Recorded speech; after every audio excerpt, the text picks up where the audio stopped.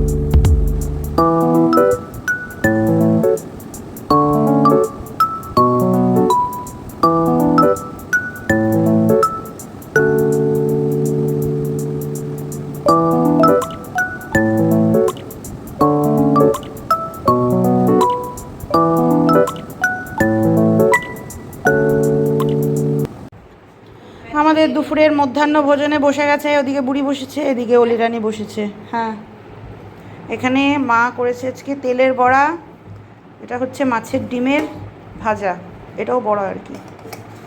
এটা হচ্ছে পুঁই শাক মাছের তেল দিয়ে। এটা হচ্ছে মায়ের হাতের ট্যাংরা মাছ, আমার খুব ভালো লাগে ট্যাংরা মাছ দিয়ে আলু দিয়ে ঝোল, আলু বেগুন দিয়ে।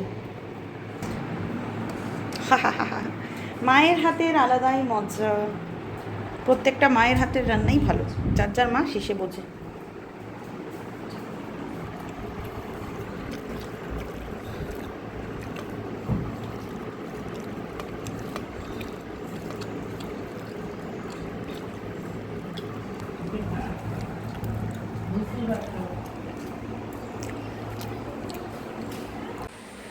খাওয়া দাওয়ার পাট শেষ, বেশ ট্যাংরা মাছের ঝোলটা দিয়ে ভালোই খেলাম।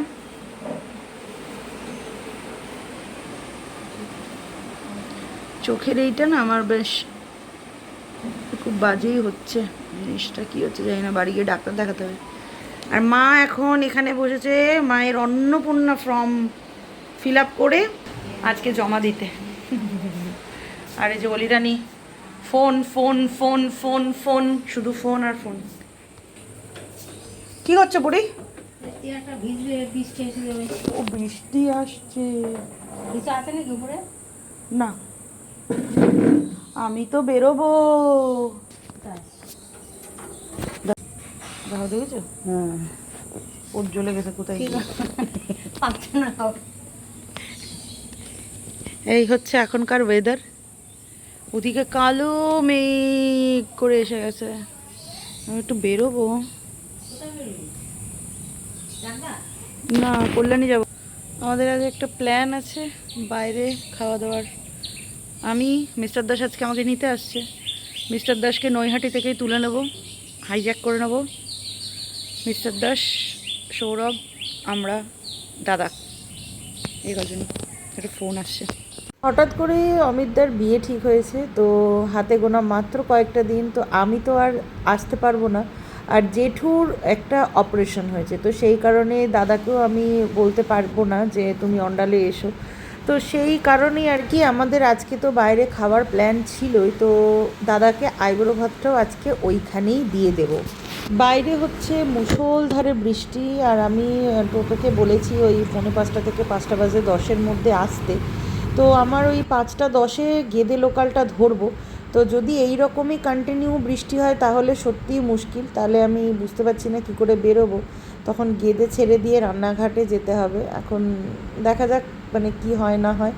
আর ওদিকে মা এখন ঘরদোর মোছামুছি করছে, আজকে ওই বৃষ্টির জন্য আর কি মাসি ডুব দিল, মাসি আসতে পারবে না।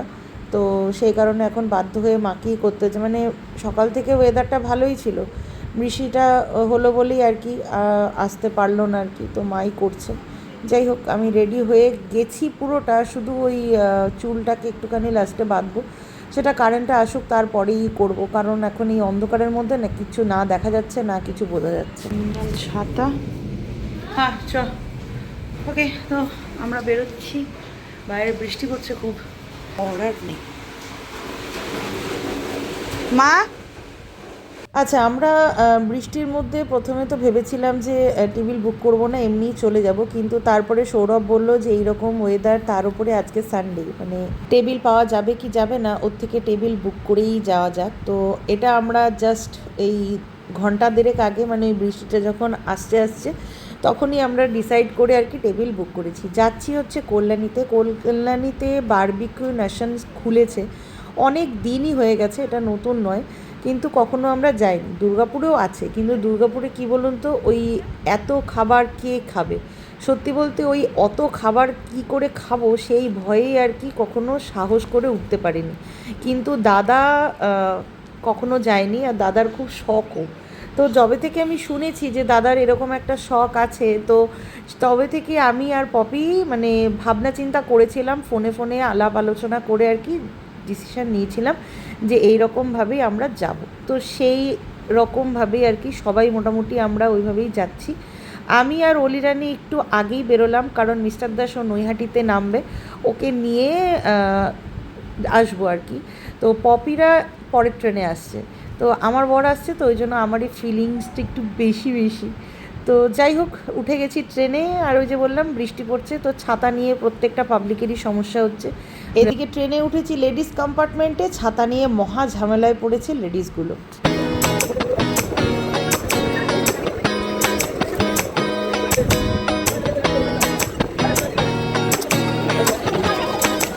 আগের দিনেরই একটা ব্লগে বলছিলাম, এই শিয়ালদা লাইনে যতই ট্রেন বাড়াক না কেন, কিন্তু পাবলিকের ভিড় আর জীবনে যাবে না। তো নামতে গিয়ে একটা ধস্তাধস্তি একটা বিশাল ব্যাপার হলো। ওদিকে ট্রেনটা কিন্তু ফাঁকাই ছিল, নেমে একটু কফি খাবো ভাবলাম, কিন্তু দেখি স্টেশনে কারেন্ট নেই, মানে রেলের পুরো ইয়েতেই কারেন্ট নেই। তো সেই কারণে আর কি কফি চা কোনোটাই পেলাম না। এখন ব্রিজে উঠছি, যাব হচ্ছে 1 নম্বর প্ল্যাটফর্মে। তো বাইরে বেরিয়েই চা খাবো। মিস্টার দাস নৈহাটি থেকে ট্রেনে উঠে গেছে, ও জাস্ট নামবে। আর মিস্টার দাসের সাথে দাদাও আছে, দাদা যেহেতু আছে সেই কারণে আমি আর নৈহাটি গেলাম না, টুক করে কল্যাণে নেমে পড়লাম।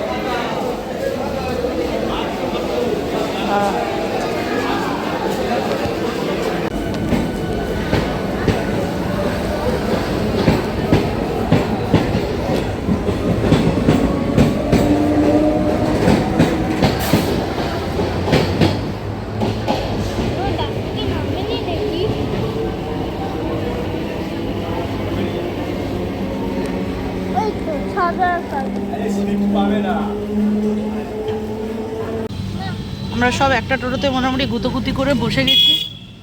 হিরোইন বিশাল সেজে গুজে গেছে, নয় তোরা সবেতেই সমস্যা, আমি না সাজলেও তো সাজলেও তোরা আমার থেকে বেশি সেজেছে, সেজন্য গাটা চলছে। হ্যাঁ খিদে পেয়েছে, চল খেতেই যাচ্ছে। কালকে নিয়ে আসতে বল, ঠিক আছে, না তো আমি বলে দেবো। তো এই যে টোটো থেকে নেমে গেছি, আর ওই যে উকি মারছে বারবিকিউ নেশন প্যান্টালুন্সের ওপরে। তো চলুন যাওয়া যাক।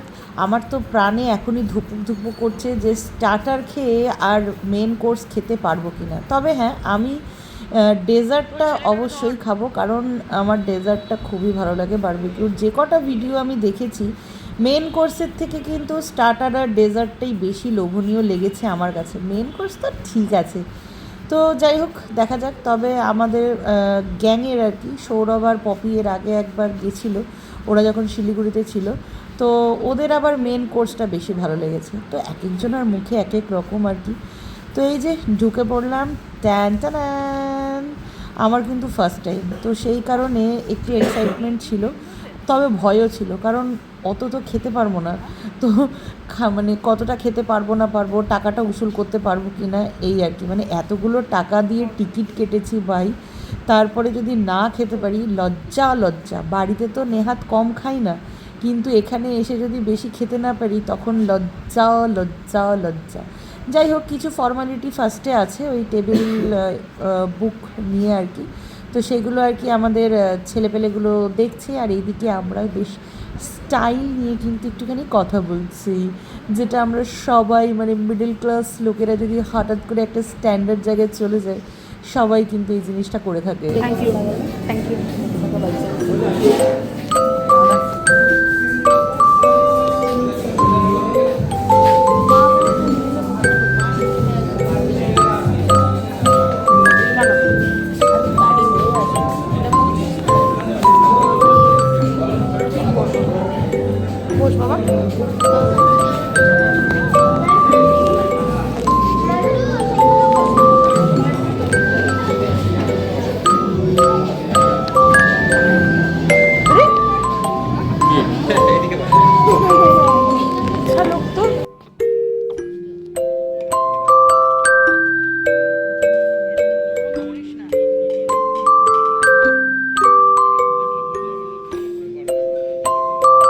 বসতে না বসতেই মোটামুটি শুরু হয়ে গেল। তো ফার্স্টেই ছিল হচ্ছে কর্ন ফ্রাই, যেটা খেতে খুবই সুন্দর ছিল, মানে সুইট কর্ন ফ্রাই আর কি, অসাধারণ ছিল খেতে।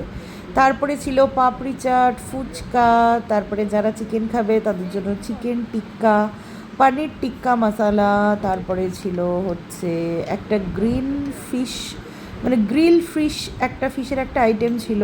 হ্যাঁ, তো তারপরে ছিল একটা আলু মাখা, মানে আলু টিক্কা, সরি আলু টিক্কা। হ্যাঁ, তো সমস্ত কিছু খেতে খেতে আমার পেট ভরে গেছিলো, তারপরে আমি স্টপ করে দিয়েছিলাম। 2 রকম আইটেম পরে আবার নিয়ে এসেছিলো জানেন, কিন্তু সেটা আমি ওই যে বললাম মেন কোর্স আর ডেজার্ট খাবো বলে আর ওইদিকে আর ঝাঁপাইনি। আর এদিকে লালটু ফিশ ফ্রাই খাচ্ছে, বেচারা ফিশ খেতে এত ভালোবাসে, ফিশ ফ্রাইটা খাচ্ছে ঠিকই, কিন্তু ফিশ ফ্রাইয়ের যে স্টাফিংটা, মানে মাছটা যে ম্যারিনেট করেছিল না, ওটা মারাত্মক ঝাল ছিল। একদিকে হু হা করছে আর একদিকে চেটে চেটে খাচ্ছে।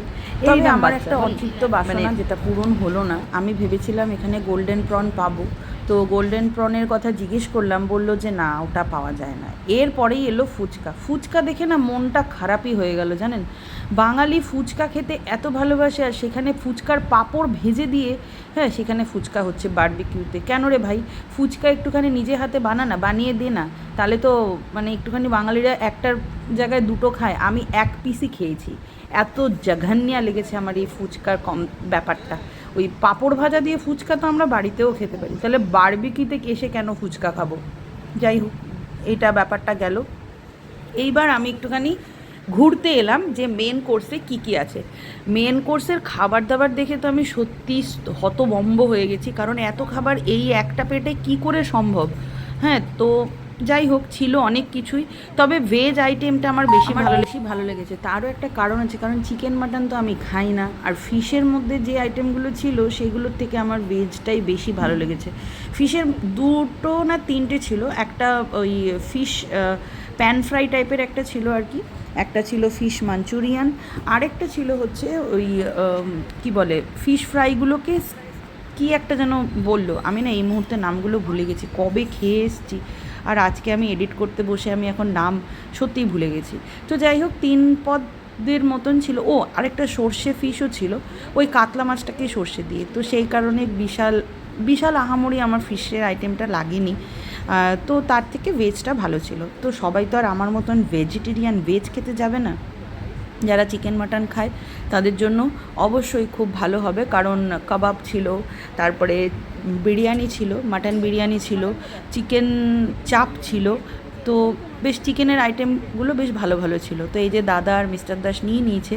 আর এদিকে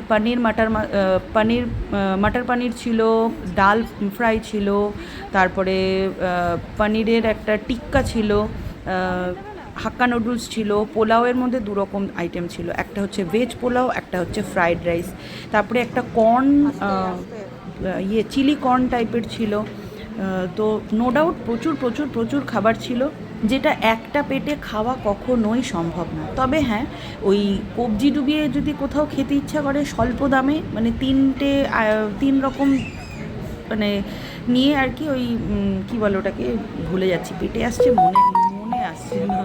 তো স্টার্টার, মেন কোর্স আর ডেজার্ট, এই 3টে আইটেম যদি কোথাও খেতে হয় সেটা একমাত্র বিরিয়ানি প্লাজা বলছি, আমার অবস্থাটা দেখুন।